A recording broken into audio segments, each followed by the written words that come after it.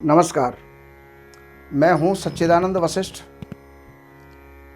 हमारे सामने प्रश्न आते हैं कि मेरा इस नाम का लड़का है, किस किस नाम की लड़की से इसका विवाह हो सकता है। तो वो तो हम वहाँ पर क्या क्या बताएं और किस किस को बताएं और कितने लोगों को बताएं। इसलिए हमने सोचा क्यों ना हम इसकी एक वीडियो बना करके डाल दें। तो आइए, सबसे पहला नक्षत्र होता है अश्विनी। और अश्विनी नक्षत्र के अंदर चू, चे, चो, ला, ये 4 अक्षर होते हैं। तो अश्विनी नक्षत्र से किस किस का विवाह हो सकता है, किस किस लड़की का विवाह हो सकता है। तो सबसे पहली बात तो यह है, अश्विनी नक्षत्र का लड़का है तो अश्विनी नक्षत्र की लड़की है तो उसके 28 गुण मिलेंगे। राशि मैत्री है, उनका विवाह हो सकता है, लेकिन एक कंडीशन है। एक नक्षत्र के अंदर जन्म लेने के कारण से एक ही प्रकार की नाड़ी होती है, तो वहाँ पर नाड़ी दोष हो जाता है। लेकिन नाड़ी दोष के अंदर शास्त्र ये कहता है कि एक नक्षत्र जाता नाम नाड़ी दोषों न विद्यते। एक ही नक्षत्र में अगर बालक पैदा हुए हैं तो उनमें नाड़ी दोष नहीं होता, जबकि उसके अंदर चरण भेद होना चाहिए। किसी का पहला चरण है, किसी का दूसरा है, किसी का दूसरा है तो किसी का तीसरा है। इस तरह से चरण भिन्न होने पर वहाँ पर नाड़ी दोष नहीं होता और 28 गुण मिलते हैं। भरणी नक्षत्र की लड़की अगर है, ली, लू, ले, लो अक्षर उसके आते हैं और उसमें 34 गुण मिलते हैं, अर्थात यहाँ पर भी इसका विवाह हो सकता है। कृतिका नक्षत्र का एक चरण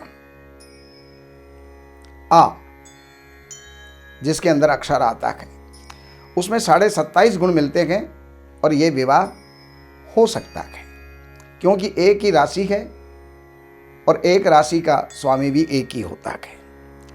अब कृतिका नक्षत्र के दूसरा, तीसरा, चौथा जो चरण है, उसके अंदर जो अश्विनी नक्षत्र का लड़का है उससे उसका जो है विवाह 18.5 गुण मिलेंगे और उसके अंदर द्विर्द्वादश दोष आ जाता है। द्विर्द्वादश दोष कहते हैं एक राशि से दूसरी राशि या तो 12वीं होगी और या दूसरी होगी, तो ये कर्ज का और अभाव का कारण बन जाती है, इसलिए वहाँ पर विवाह नहीं करना चाहिए। रोहिणी नक्षत्र की लड़की, ओ, वा, वी, वू, ये अक्षर उसके अंदर आते हैं, उसके अंदर भी द्विर्द्वादश होता है और राशि मैत्री नहीं होती, इस कारण से वहाँ पर भी विवाह नहीं करना चाहिए।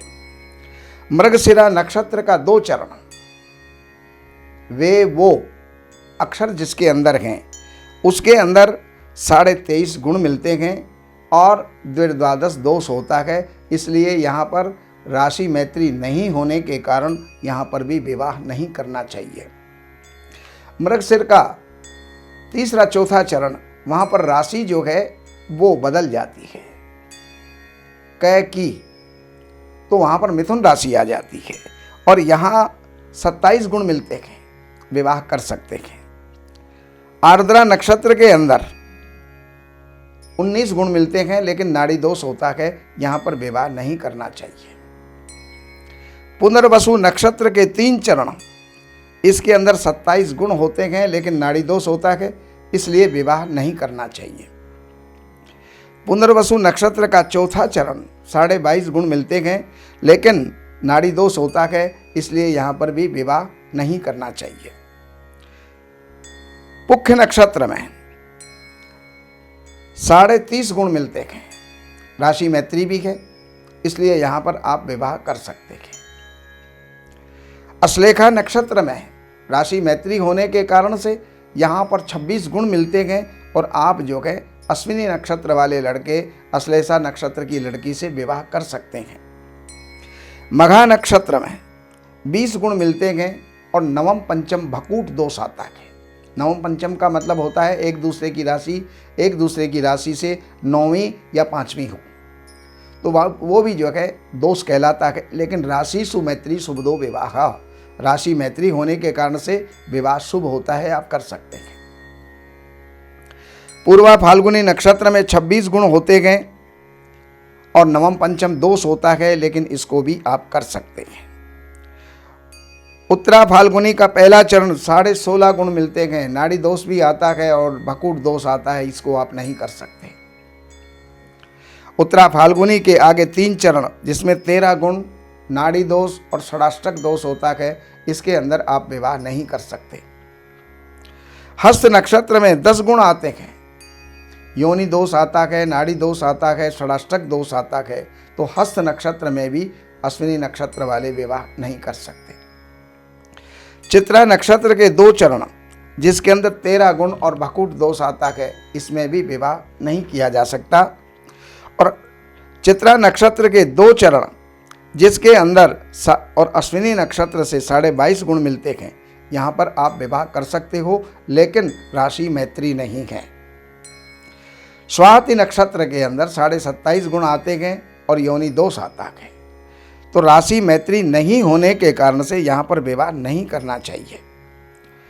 विशाखा नक्षत्र के 3 चरणों के अंदर 22.5 गुण मिलते हैं और राशि मैत्री नहीं होने के कारण से यहाँ पर विवाह शुभ नहीं होता। विशाखा नक्षत्र का 4था चरण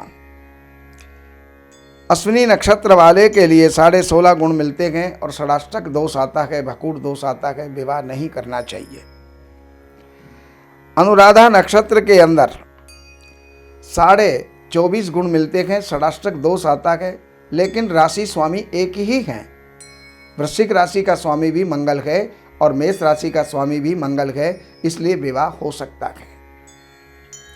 ज्येष्ठा नक्षत्र और अश्विनी नक्षत्र इनका मेल नहीं है, 12 गुण है, नाड़ी दोष भी है और षडाष्टक दोष है, तो ये विवाह नहीं होना चाहिए।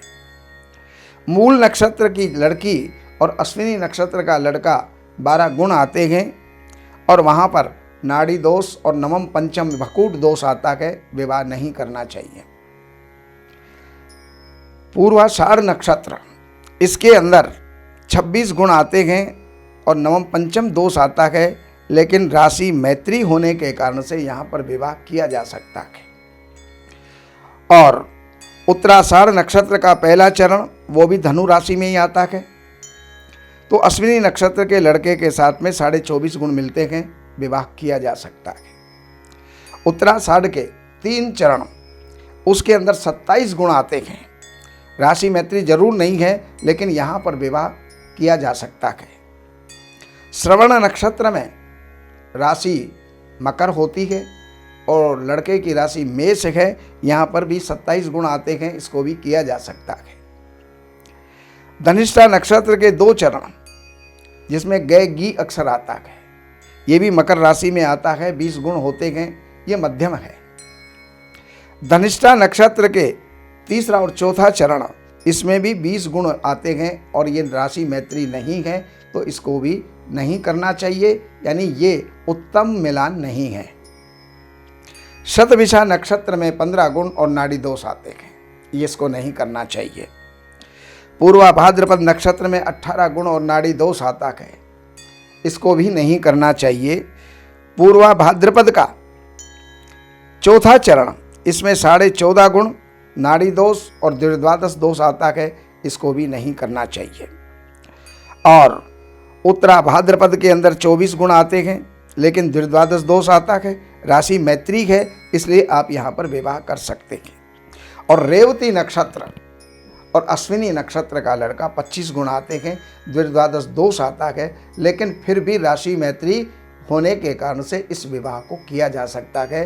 तो ये अश्विनी नक्षत्र के लड़के से 27 नक्षत्र की लड़कियों का विवरण हमने दिया। इसी प्रकार आगे की वीडियो के अंदर भरणी नक्षत्र के लड़के से 27 नक्षत्रों का योग कैसा बनेगा वो सब आगे दिया जाएगा। बाकी जानकारियों के लिए आप यहाँ पर इन नंबरों पर संपर्क करके कार्यालय से अपॉइंटमेंट लेकर के और कार्यालय की सेवाएं अर्पण करके और आप जो भी लाभ उठाना चाहते हैं, जानना चाहते हैं, वो जान करके लाभ उठाइए। नमस्कार।